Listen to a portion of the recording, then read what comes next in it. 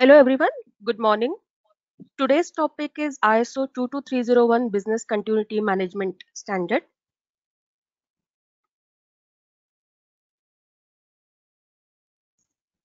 What we will cover today is what is business continuity. We will also take an overview of ISO 22301 BCMS standard.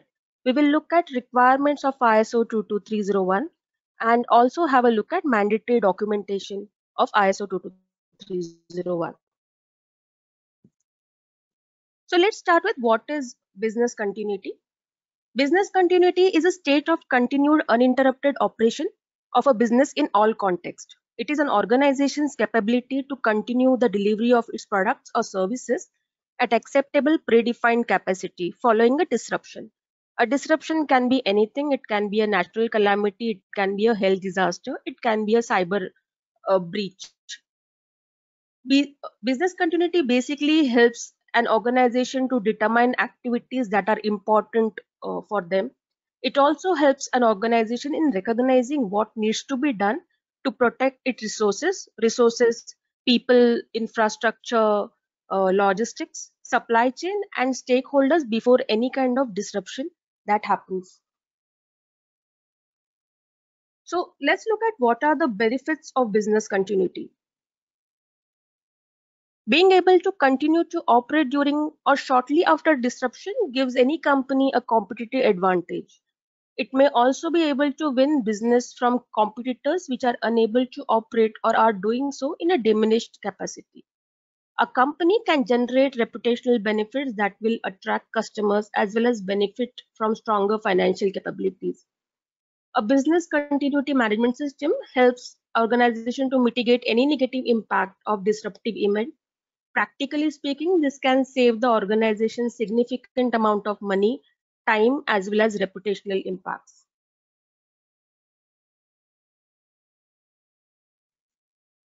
So, business continuity management before and after COVID-19.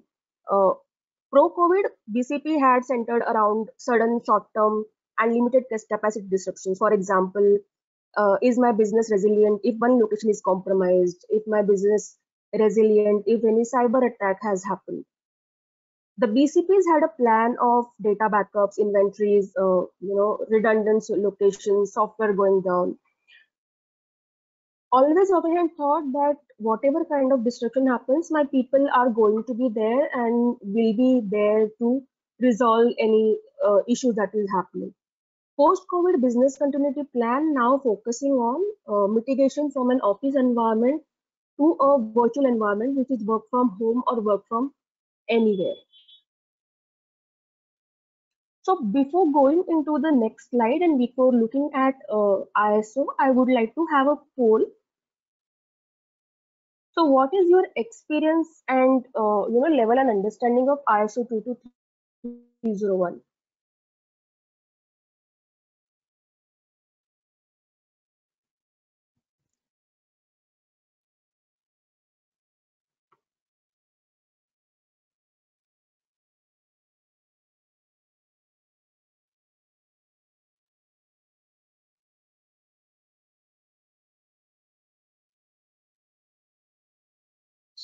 So I'll be closing the poll now. Most of them, I guess, we have answered.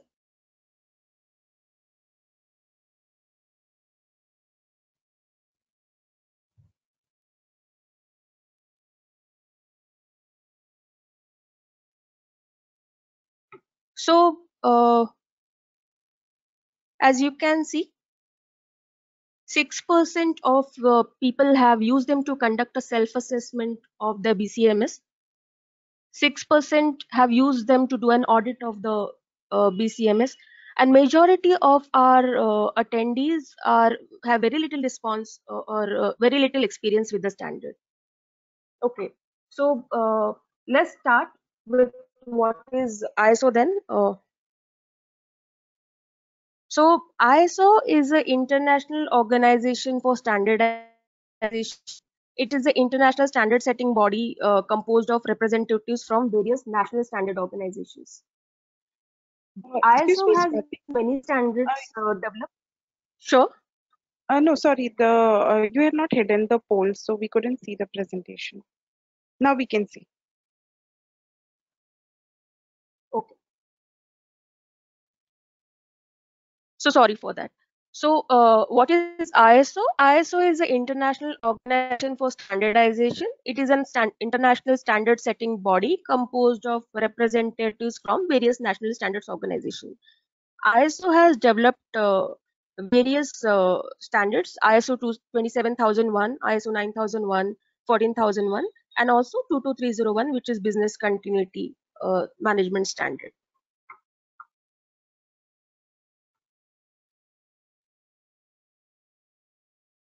So ISO 22301 is the international standard for business continuity management. It is published by the ISO organization. It is designed to help organizations respond to disruptive events. To do so, the standard provides a practical framework to manage the business continuity. ISO 22301 is supported by a guidance document published as a separate standard, which is ISO 22313. So ISO 22301 is a requirement standard, specifies statements in shall format. So organization shall do this, that is mandatory requirement. And how to implement these requirements are mentioned in a guidance document or guidance standard, which is ISO 22313.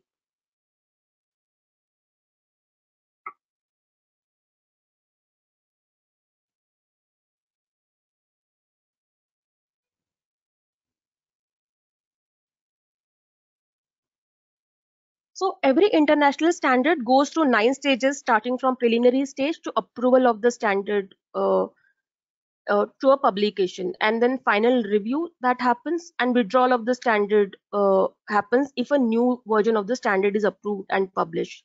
ISO 22301 was initially published in May 2012, and ISO 22313, which is the supporting guidance standard, published in December 2012.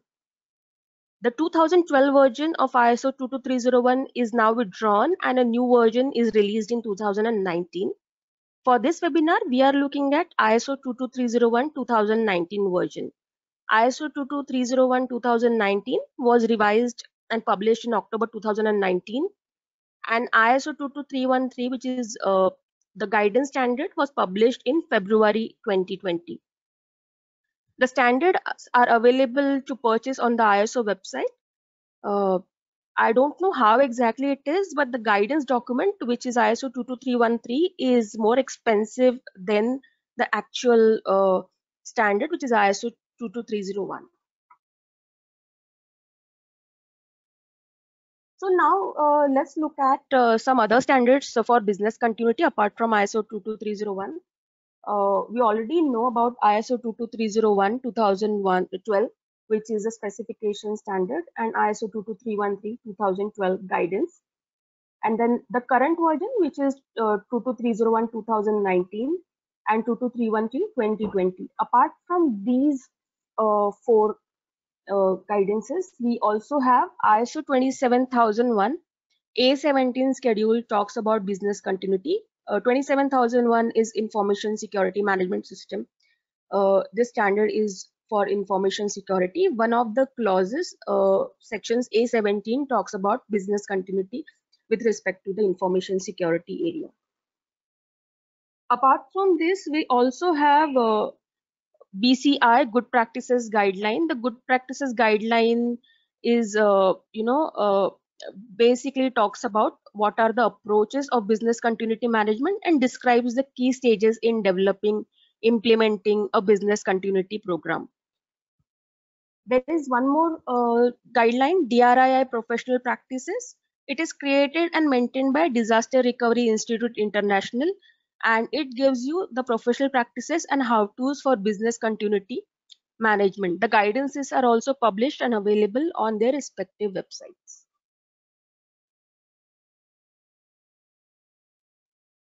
ISO 22301 works on PDCA cycle. ISO standards, the recent ISO standards majorly works on PDCA cycle, which is plan, do, check, and act. So the first stage is plan, which is establishing any management standard. So establishing the BCMS. Do stage of the cycle looks at implementing and operating the management standard or operating the BCMS. stage of the PDCA cycle talks about monitoring and reviewing the BCMS. And then the final stage, which is act stage, is basically about continual improvement of the BCMS. So all the ISO standards, the latest versions, work on continual improvement principle, and that is the major aspect of PDCA cycle as well. So not only you have to plan for your management standard, implement it, monitor it, but as well as continually improve it year on year. Let's look at the 10 clauses. So this is basically standard TOC or clauses. Okay. ISO 22301 is made up of 10 sections. These are known as clauses. As with most other ISO standards, requirements of ISO 22301 are also specified in clause 4 to 2.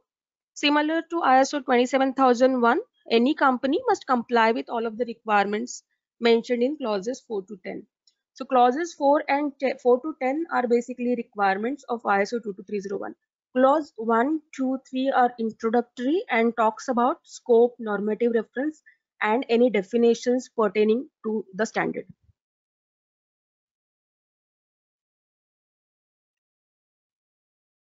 So clause 1 talks about scope of ISO 22301. It gives you the purpose of the standard, that is setting a business continuity management system. It talks about the types of organizations it is designed to apply to. So ISO 22301 is designed to applicable to any type of organization, regardless of its size, complexity, industry, sector.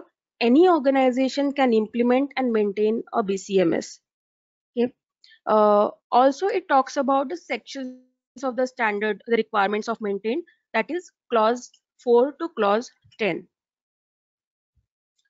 Clause 2 talks about normative references. In ISO standards, the normative reference section lists any standard or any other standard that contain additional information that is relevant to determining the current standard.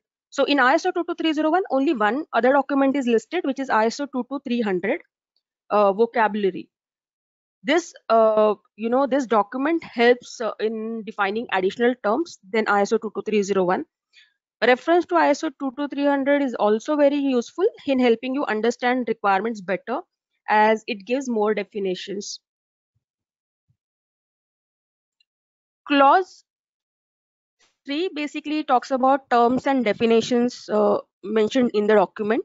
There are total 31 terms and definitions given in the ISO 22301 document. Also reference made to ISO 22300 vocabulary, and it also contains some additional definitions in 22301.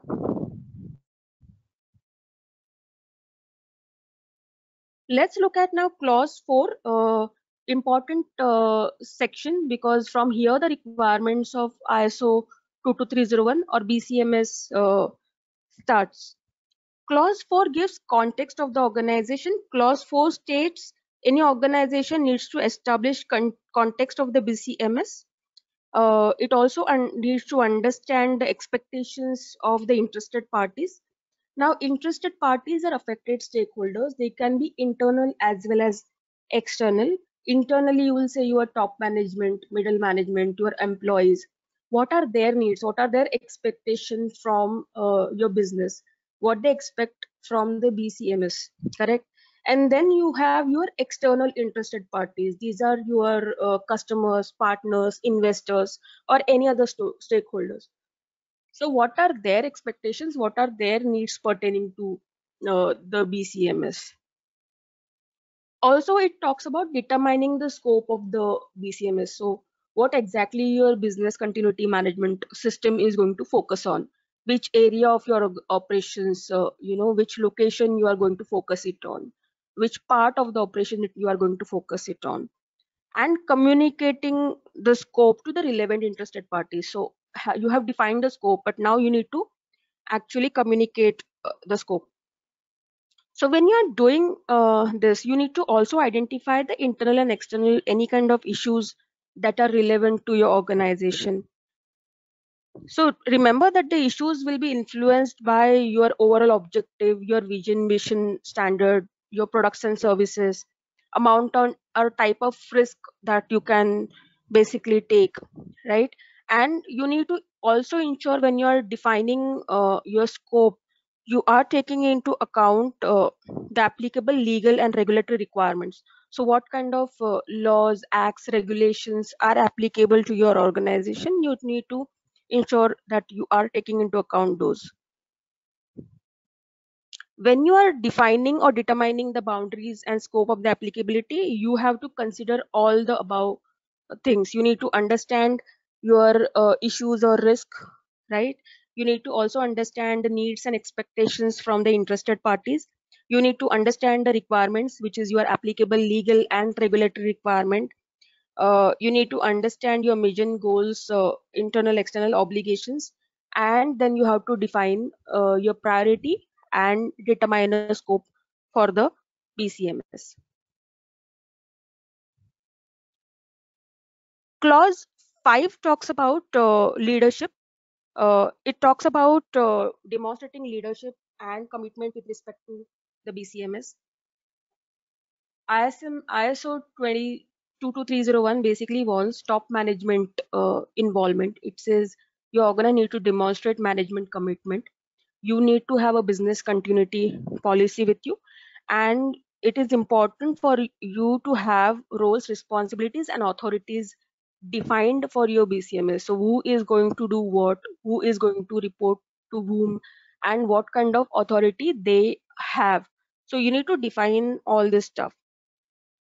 Importantly, it wants to, the role of the top management to be defined. Now, with top management? Top management are the group of people who direct and control the organization at very highest level. It also emphasizes that the top management must demonstrate its commitment with respect to BCMS in different ways. The top management needs to ensure that the integration of the BCMS happens with the organization business process and your organization objectives. And importantly, they have to ensure that a policy for business continuity is maintained and developed. Okay, let's look at top management responsibilities. The important responsibility is ensure that a business continuity policy is established, communicate the importance of business continuity, ensure that the resources needed for the BCMS are available. The resources, not only people, but systems, infrastructure, logistics, all the other stuff, right? Ensure that the business continuity objectives are established, ensure the integration of BCMS requirements into organizations' business processes, direct and support employees to contribute to the BCMS, and ensure that your BCMS is not only at a planning stage, but it is in, achieve its intended outcome. Importantly, promote continual improvement. So you have developed a BCMS and you are not making any improvement or making any changes. Your top management also needs to promote continual improvement. Next clause is clause 6, which is planning, and it is very critical stage. Here, planning of the program happens, planning of the BCMS happens. This basically talks about defining the requirements to plan across to address risk and opportunities to the BCMS program, right? Establishing business continuity objectives and planning for changes to the BCMS. We'll look at these one by one in next slides. So the first thing is business continuity objectives. So we looked at that top management responsibility is to have a business continuity objective. So business continuity objectives are basically two levels. One is in line with or in tune with your vision, mission statement of the organization, and second level is what kind of things you want to or you are trying to accomplish within next year. What type of projects you want to accomplish, what kind of product you want to focus on, what kind of geography you are focusing on or location you're focusing on. So your business continuity objective can be a long-term objective, can be also be a short-term objective. Now, when you are framing a business continuity objective, you need to ensure that certain things. One thing is they have to be consistent with your business continuity policy that you have framed. Also the processes. It has to be measurable. You can't have a vague business continuity objective. You have to take into account the applicable requirements with respect to regulations and legal requirements. The business continuity objective need to be monitored and updated as appropriate. Now, importantly, the standard doesn't specify. It says at planned interval or at a frequency. It doesn't specify any timeline. However, we suggest that the monitoring has to happen at least annually uh, of the process and of the success. Importantly, your business continuity objective need to be communicated to the interested parties or stakeholders which are required to communicate. The next thing is action to address risk or planning to address risk. Now, these risks are not to your organization. These risks are to the business continuity management system. So importantly, what are your top concerns that may be obstacle in letting you complete your BCMS? So what you are supposed to do, you are supposed to implement BCMS in organization. What is your top obstacle or top risk that will stop you from implementing BCMS or not be successful in it? You do not have enough management support. You do not have resources. You do not have people with you or any infra with you, or logistic problem is happening. There is no enough funding, or you have people but they are not participating enough fully. So what are your major risks? You need to identify those risks, and then you need to plan to address those risks. It can be done by preventing or reducing, achieving, continual implement, plan, any actions kind of thing. But importantly, you need to identify, uh, is my top management not providing enough support? What I can do to address this risk? I don't have proper resources. What can I do to address this kind of risk? Okay, I don't have enough funding. What I can do? Can I make some changes in my priority? Can I have to talk to my top management? What exactly needs to do to address this risk to the BCMS, to the program itself? The next thing that it talks about is planning changes to BCMS. So this is basically with respect to the change management. So if you determine that there is a need for change to the BCMS, any changes that needs to be carried out in planned manner. So you can't just haphazardly one day wake up and make changes to your management system. You have to ensure that you take care or you take into account certain things that you do. You have to ensure that the purpose of the changes and the potential consequences you are taking into consideration. That one. The second thing is you have to ensure that you are not hampering integrity of your management system, your BCMS. Third, you have to ensure that okay, whatever changes you are planning in your BCMS, you have enough available resources. So whatever changes are not going to make you shorthand with your resources, not only people, but with respect to other resources, infra system, logistics, and all, right? And the last aspect is allocation and reallocation of responsibilities. So whatever changes you are making into your BCMS or business continuity management system, you have to ensure that because of that changes, no shuffling or reshuffling is happening with respect to allocation or reallocation of roles and responsibilities. Authorities are not getting changed. Major impact is not happening there.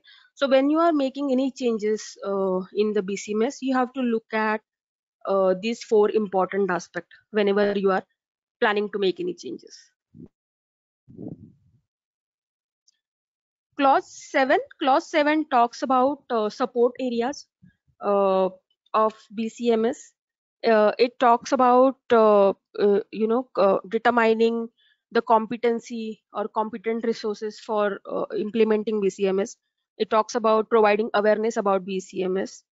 It also talks about internal and external communication relevant to the BCMS, and talks about documentation requirements. So importantly, the organization or you need to determine and provide enough resources for the BCMS. Competent people should be there. So you have to either identify competent resource and allocate it to the program, or you have to ensure that the person who are competent receive appropriate education, training, or experience with respect to the BCMS program. Okay. retain appropriate documented information as well, so that people can use it for the implementation or for their awareness and learning. More importantly, person doing work under the organization has to also be aware about business continuity. So it's not like that that program has been implemented in the organization, but people are not aware about that the company or organization is doing business continuity management. Correct. So people need to be aware about it. At least they need to be aware about the business continuity policy. They need to be aware about their contribution to the effectiveness of the BCMS. They also need to be aware about implication of not conforming to the BCMS. What happens if I don't adhere to the requirement of business continuity management system? And importantly, their own role and responsibilities before, during, and after any kind of disruption. So what I am supposed to do if any disaster occurs in the organization? What is my role and responsibilities? What I'm supposed to do during, after, and before the disaster that happens? So people are need to aware about it. Communication, importantly, you also need to determine the internal external communication relevant to the BCMS. uh, what it will communicate, when to communicate, whom to communicate, how to communicate, method of communication. Are we going to send emails? Are we going to call people? And who will communicate from the organization? Not everyone can communicate everyone. Who are the people? What is the role? What is the authority? Who will communicate with whom? Has to be defined and documented over here.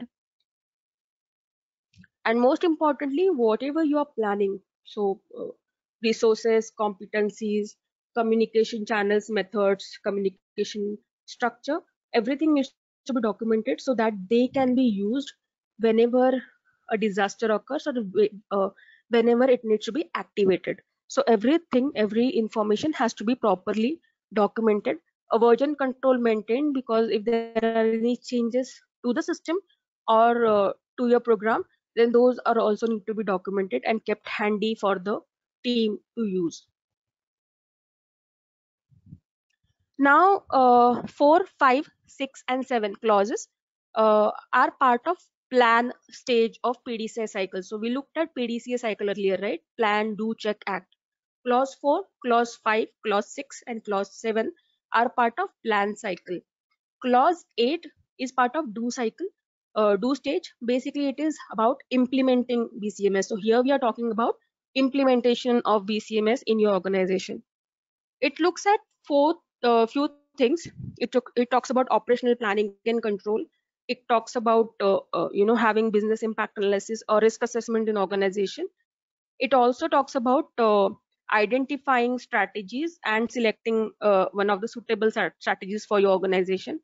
It talks about planning business continuity and having proper procedures in place, and evaluating your business continuity program. Right? It says you need to plan, implement, and control processes needed to meet the requirements of your BCMS. You have to establish some criteria for the processes. You need to implement the controls, and importantly, you need to have it according to the applicable laws, regulations, and type of risk and disruptions that may occur in your organization. Now, when you look at business impact analysis over here, this activity is basically enables organization to identify critical processes that are there in the organization, and interdependencies between these processes with other aspects of the organization. Okay. Most importantly, organization has to use some process for analyzing business impact to determine continuity priorities and requirements. Importantly, you need to identify which of your priority activities are there or priority processes are there during business continuity you have to focus on. How you can do that? You will define the impacts, types and criteria. You will identify the activities which are priority activities. You will identify the time frame within which the impact of not resuming activities will be a problem for the organization. You will determine which resources are needed for these activities. So when you identify priority activities for our organization, when you will identify the time frame with which if the activity doesn't restart again, priority activity, after that you will also identify which are the resources that are important for the priority activity to work in continuous manner. You will also determine the dependencies. So for this priority activity to work on, which are the dependent areas? Do I have to look at internal dependencies? So if my priority activity is operations, right? So my interdependency is IT, my interdependency is maybe calling, or my interdependency may be external, maybe a particular supplier is my interdependency, or my partner software provider is my interdependency. So I will also identify my interdependencies during my business impact analysis. And then after that, I will decide what are the risks and what are the impacts to my organization of the priority activity or priority process to shut down for a certain particular time. I will also need to do a risk assessment during this time. So a risk assessment process needs to be identified.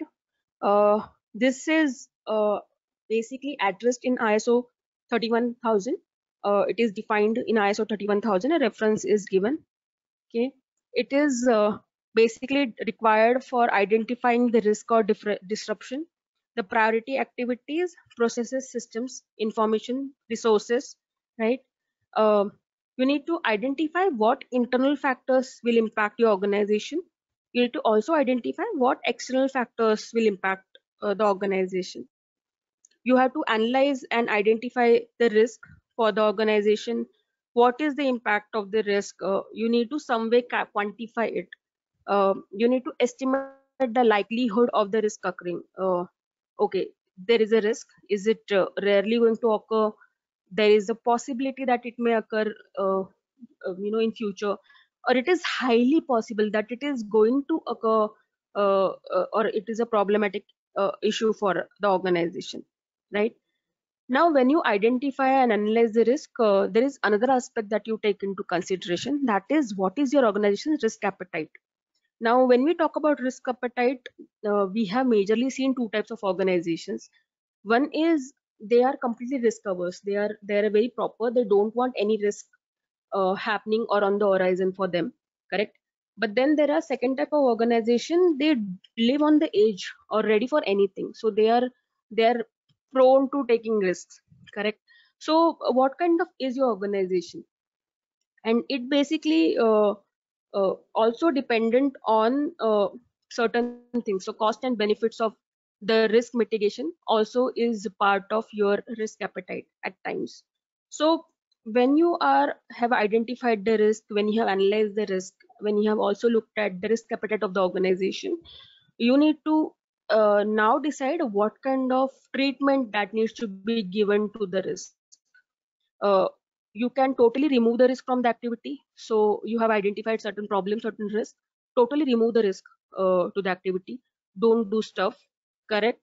Or cease or change the activity. So stop the don't remove the risk, but stop the activity altogether. So no activity, no risk, correct? Or third aspect is control or mitigate the risk. So you know that there is a risk, but now you are mitigating the risk.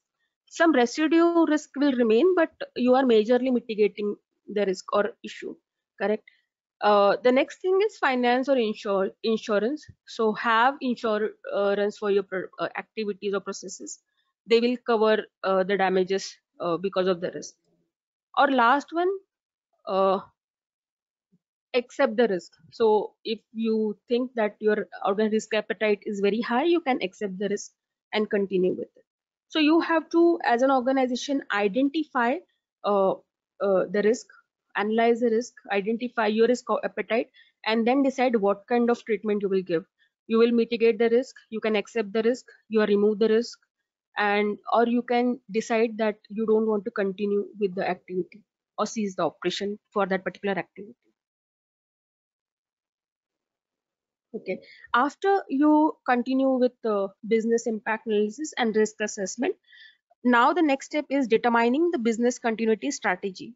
So here what we'll do is you'll identify the solutions and strategy to address the findings from your BIA, business impact analysis, and risk assessment. So whatever risks you have identified, whatever impacts that you have identified, uh, now you will identify the strategy and solution to it.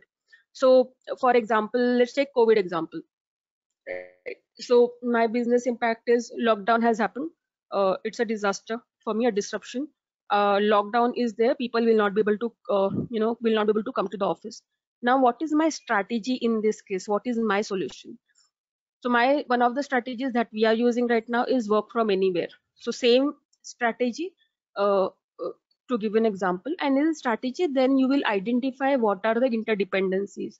Now my interdependency is I need to have a laptop at home, I need to have VPN at home, antiviruses has to be installed, correct, checks need to happen, mails need to be properly communicated, my IT has to be available 24/7 for help to my people. So all these solution strategies need to be identified and need to be part of your business continuity management system in strategy uh, section, correct. uh, the next is phases of BCM strategy formation. You need to identify the strategy and solution, you need to select the strategy and solution, and then you need to implement the strategy and solution. So when you identify strategies, you need to ensure that when you identify, you are keeping into account that you need to protect your prioritized activities. Okay, you need to reduce the likelihood of disruption. You need to shorten the period of disruption. So basically, if something goes down because of a disruption or a disaster, you need to ensure that your response time is not 1 day, but your response time is minimal that is required. You can resume your activities within an hour or so, or within half an hour or so, dependent on how you have planned your business continuity, correct. You have to limit the impact of disruption as well. So it is not impacting a larger set of resources, but it is impacting a shorter set of resources, anyone or your organization. Then after identifying the strategies, you will have 4 5 strategies identified to mitigate the impact. You will have to select appropriate strategy. So out of 5, you may say, okay, I need 1 2 strategies I will select. Okay, when you select them, the strategies, you have to consider few things. One of the thing is your urgency of activity. The second thing is uh, associated costs and benefits, overall feasibility and suitability. Whatever strategy you have identified, whatever solution you have identified, is it feasible for implementation or not? Is it having a cost benefit to your organizations, or is it very costly for your organization? uh, is it meeting all the requirements of continuation, or is it also not hampering your applicable legal and regulatory requirements? So you need to consider those when you are selecting the suitable strategy from the identified strategies. And more importantly, you have to also determine the resources to require to implement the strategy. So you have identified the strategy and you have selected appropriate one. Now next step is you have to identify the resources. uh, what kind of resources, which people you will require from your organization, which people you will require from outside of organization, what kind of information and data you require handy, what kind of physical infrastructure you require handy, what kind of equipments you require, what kind of ICT systems you require, information and communication technology systems. Do you require any transportation requirement? Do you have any finance requirement for implementation of strategy? Do you require help or assistance from any of your partners or your suppliers? So when you are defining a strategy or selecting a strategy, you need to look at all these areas as well for your uh, program or BCMS to be successful. And the next step is implementation. So you have to implement and maintain the business solution available so that they can be activated when exactly needed. So when any disruption happens, your selected strategy is handy with the people for activated, so they will know what exactly are the trigger point they have to activate for the disruption to have minimal impact on the organization. The next is business continuity plan. So we have conducted a BIA, we have conducted risk assessment, we have identified and selected a strategy, and we have tested the strategy for our program. The next thing is have a business continuity plan and relevant procedures. Correct. When we say organization has to have a proper response structure in place, uh, they need to identify warnings and communication that need to be given during the disaster or disruption that happens. They need to have a business continuity plan in place, and then a recovery strategy needs to be there with the organization. When you are defining some procedures for business continuity, you have to ensure that they are very specific. They are not lengthy, but they are specifying what a person needs to do during a time of disruption. Correct. They have to be flexible uh, to respond to changing environment. It will not be like textbook kind of disruption will happen, but your procedure needs to be flexible enough to look at other aspect, supporting aspect. It has to majorly focus on impact. So what kind of impact will happen? The disruption can be anything. The disruption can be flood, the disruption can be earthquake, the disruption can be a health disaster like COVID-19. But we will not be looking at the cause when we plan for business continuity. We look at the impact. So a flood, what kind of business impact will happen? uh, Maybe electricity will go down, my documents are going to be you know uh, discarded, or some problem may happen there. Earthquake, what is happen? The location will not be available for me to work for.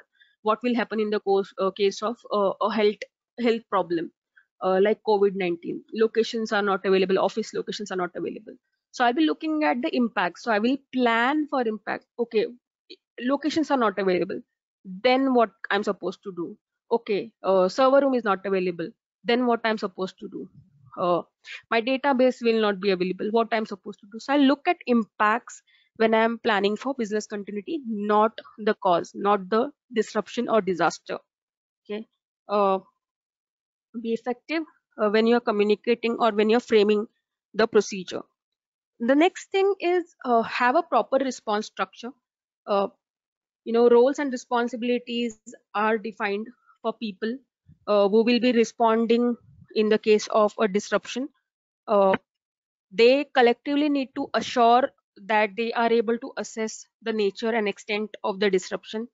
They are collectively able to assess the impact of the disruption.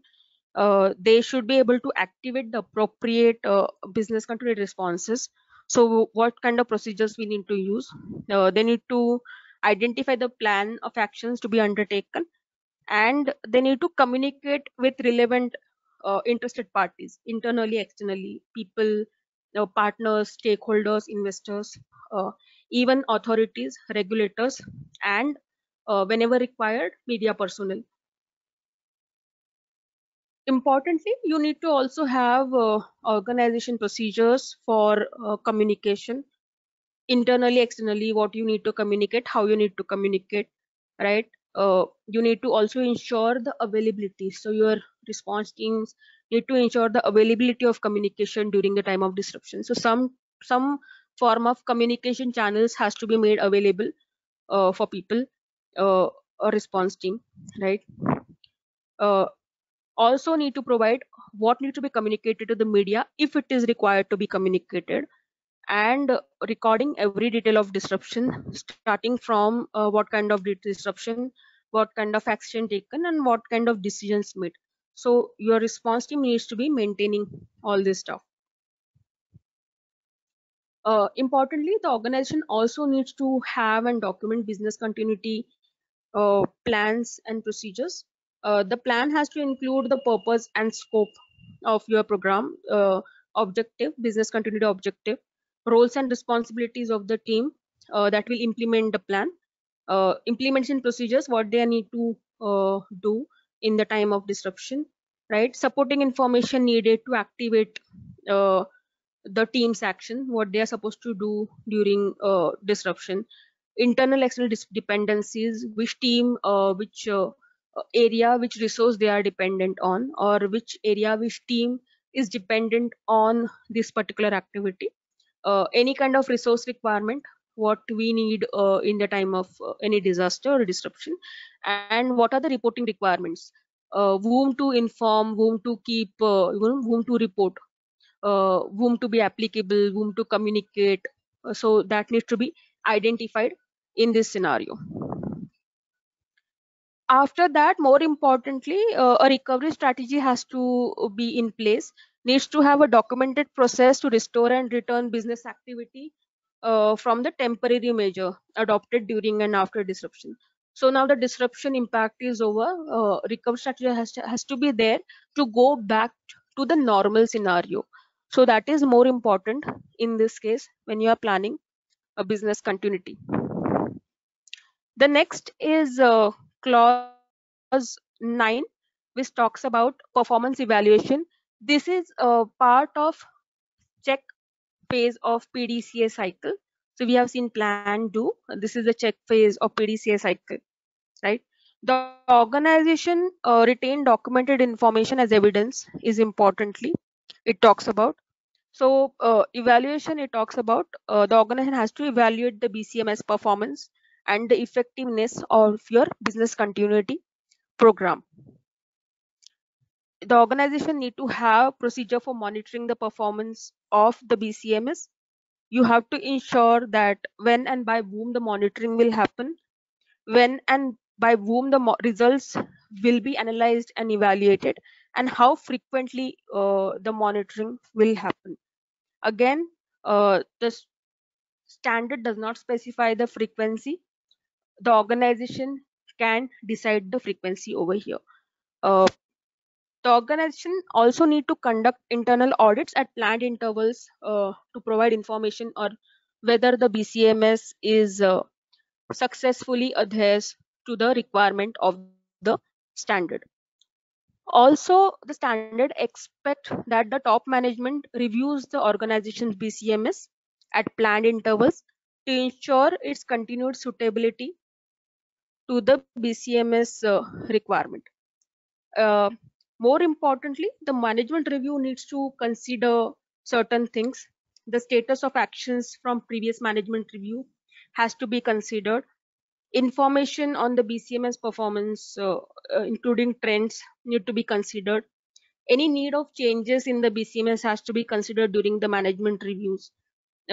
Risk and issues that are not adequately answered has to be considered.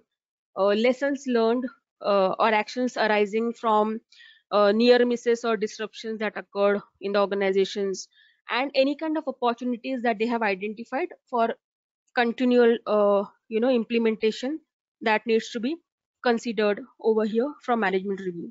Now management reviews output basically goes into your action plan or your change of BCMS strategy or identification of any solution for business continuation or any changes into your resources or roles and reporting authorities having. So from one management reviews, your output has to go in various places.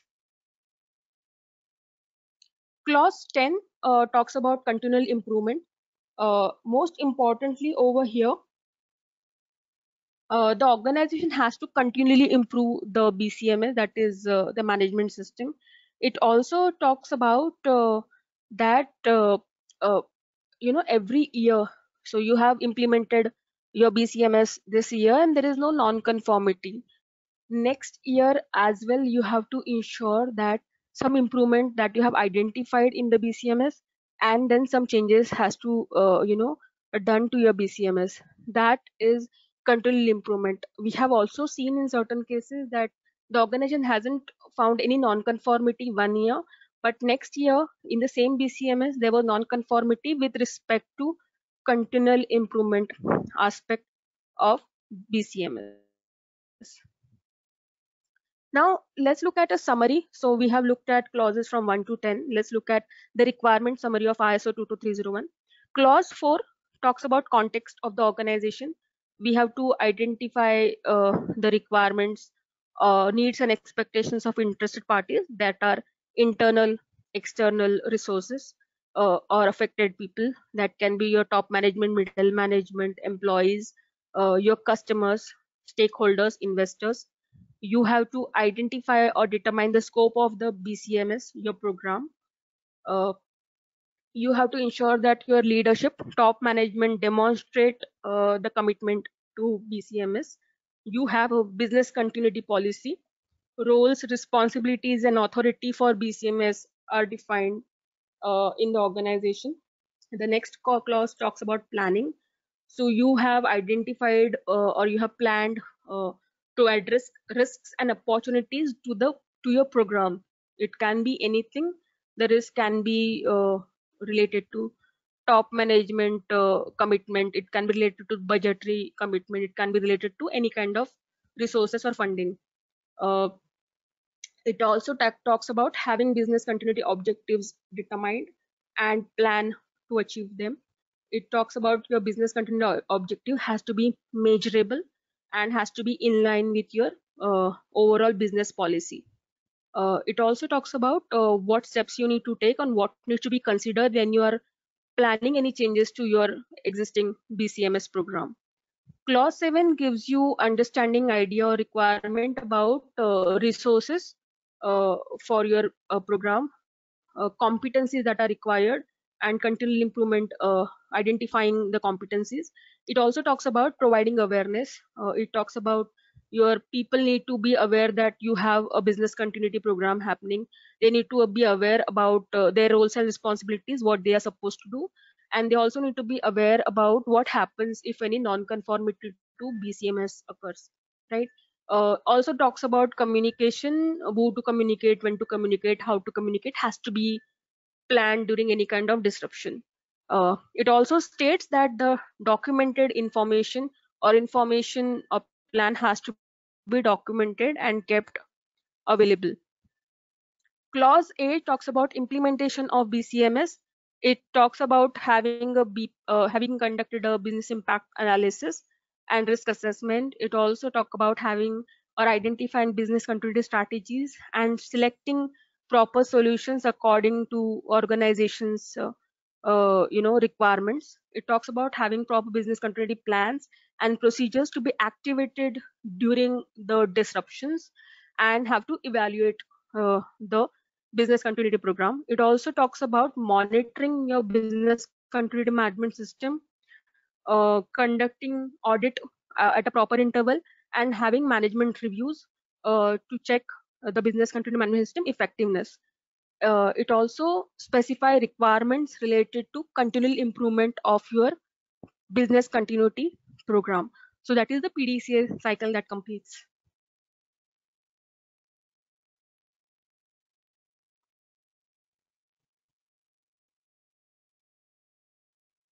Okay, let's look at the mandatory documentation required for ISO 22301. Importantly, you need to have a list of applicable legal, regulatory, and other requirement available, documented. Your scope of the program needs to be documented. You should have a business continuity policy. Your business continuity objectives, which I've identified, need to be documented. You need to have evidences of personal competence. You need to have procedures for communication with interested parties. You need to have an incident response structure. You need to have business continuity plans available. Recovery procedures. So when the disruption ceases to exist, you need to recover to the normal stage of your work. So you need to have recovery procedures documented and with you. You need to have records of communication with interested parties. So when any disruption happens and you are communicated with interested parties, the response team, you need to maintain a record that you did that as an evidence. You need to records of disruption details, actions taken, and decision made. So any disruption happens, so in that case you need to have those records, correct? You need to have results of monitoring and measurement present and available and documented with you. You need to have your internal audit documented. You need to have minutes of the management reviews documented. It can be a minutes of your management review, it can be a part of your action tracker, it can be part of anything else as a documentation. You need to have results of your corrective action documented. So your action tracker, action owner, mitigation, what you have identified, when was it mitigated, So you need to have those also handy and in place with you, right? Uh, Vodafone UK has implemented. So one of the early risers is Vodafone UK, and they have implemented ISO 22301 in the organization. Oh, the result that they have identified is there is a competitive advantage they have identified. They were able to meet legal and civil contingencies very effectively, uh, and most importantly, reputational impact that they had in United Kingdom area. So Vodafone UK have implemented ISO 22301. Uh, Also, BSI Group, created had a survey and try to identify business continuity management programs across organizations. So the respondents that they asked about is if you have a formal business continuity management program in place, and how does it relate to ISO 22301. So 50% of the respondents said that they use ISO 22301 as a framework, but they don't get certified. 25% people said that ISO 22301 as a framework that they have, and they have also certified to it. 7% they said they don't currently use ISO 22301, and they are intent to move towards it. 16% said that they don't use ISO and they are not planning to move towards it as well. So if we see over here, nearly 70% of the respondents said that they are using ISO 22301 as a framework for their business continuity management system. 20% even they are going certification for it. 50% are still using it only as a framework. So it is no need for you to always certify with the standard, but you can use it as a framework for your own program. So what are benefits of having ISO? So these respondents also provided answers to the benefits that they have identified. It was increase in organized resilience.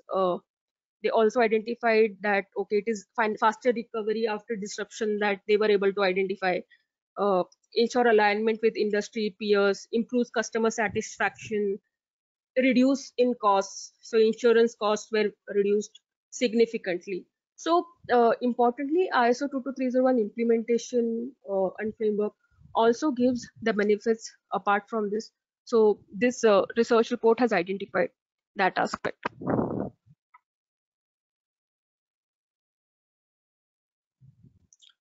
Uh, Thank you very much. So let me look at